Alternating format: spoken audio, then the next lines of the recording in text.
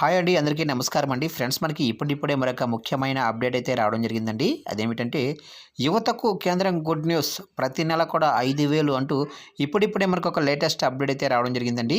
అయితే ఇందుకు సంబంధించిన పూర్తి వివరాలు అయితే మన వీడియోలో తెలుసుకుందామండి.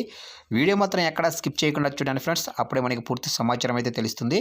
ఇక ముఖ్యంగా వీడియో నచ్చినట్లయితే లైక్ చేయండి ఫ్రెండ్స్. లేట్ చేయకుండా వివరాల్లోకి వెళ్ళిపోదాము. ఇక కేంద్ర ప్రభుత్వం యువత కోసం కొత్త పథకాన్ని ప్రారంభించబోతుంది. ఇది యువతకు ఉద్యోగాలు పొందడంలో సహాయపడుతుంది. అలాగే వారికి ప్రతి నెల కూడా 5,000 వరకు ఇంటర్న్షిప్ అందజేస్తారు. ఇక ఈ పథకానికి సంబంధించి త్వరలో ప్రభుత్వం మార్గదర్శకాలు జారీ చేయనున్నట్లు సమాచారం. అంతేకాకుండా ప్రభుత్వం యువత కోసం ఈ పథకం కింద కొత్త పోర్టల్ కూడా అభివృద్ధి చేయబడుతుంది. ఈ పథకం పూర్తి వివరాలను ఇప్పుడు మనం తెలుసుకుందాము. వాస్తవానికి ఇంటర్న్షిప్ పథకాన్ని బడ్జెట్ 2024లో ప్రతిపాదించారు. తాజాగా దీనిని ప్రారంభించడానికి సన్నాహాలు ముమ్మరంగా జరుగుతున్నాయి. కేంద్ర ప్రభుత్వం కార్పొరేట్ వ్యవహారాల మంత్రిత్వ శాఖ త్వరలో కేంద్ర ప్రభుత్వ ఇంటర్న్షిప్ స్కీము ప్రారంభించడానికి మార్గదర్శకాలను జారీ చేయబోతుంది. ఈ పథకాన్ని వేరే వారంలో ఎప్పుడైనా ప్రవేశపెట్టవచ్చు. అంతేకాకుండా ప్రత్యేక ఇంటర్న్షిప్ పోర్టల్ కూడా ప్రారంభించబడుతుంది. ఇక ఈ పథకం యొక్క ప్రయోజనాలను పొందేందుకు యువత కొన్ని ప్రమాణాలను అనుసరించాలి.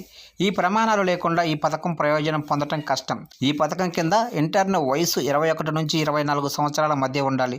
అలాగే అతని కుటుంబ వార్షిక ఆదాయం 8 లక్షలకు మించి ఉండకూడదు. ఇక ప్రస్తుతం అధికారిక డిగ్రీ కోర్సు లేదా ఉద్యోగం చేస్తున్న అభ్యర్థులు ఈ ఇంటర్న్షిప్ పథకంలో భాగం కాలేరు. ఈ అభ్యర్థులు ఆన్లైన్ కోర్సులు లేదా వృత్తి శిక్షణలో చేరవచ్చు. ఇక ఈ పథకం కింద ఎలాంటి ప్రయోజనాలు లభిస్తాయి అంటే, ఇక కార్పొరేట్ ప్రపంచ అవసరాలకు అనుగుణంగా నైపుణ్యాభివృద్ధి ద్వారా యువతకు ఉద్యోగాలు, ఉపాధి కల్పించడంలో ఈ కార్యక్రమం సహాయకరంగా ఉంటుంది. ఇందులో భాగంగా చాలా పెద్ద కంపెనీలు ఆసక్తి చూపాయి. కంపెనీలు యువతకు శిక్షణ ఇవ్వటం ద్వారా వారిని సిద్ధం చేసి ఈ పథకం కింద ఉద్యోగాలు అందించడంలో సహాయం చేస్తాయి.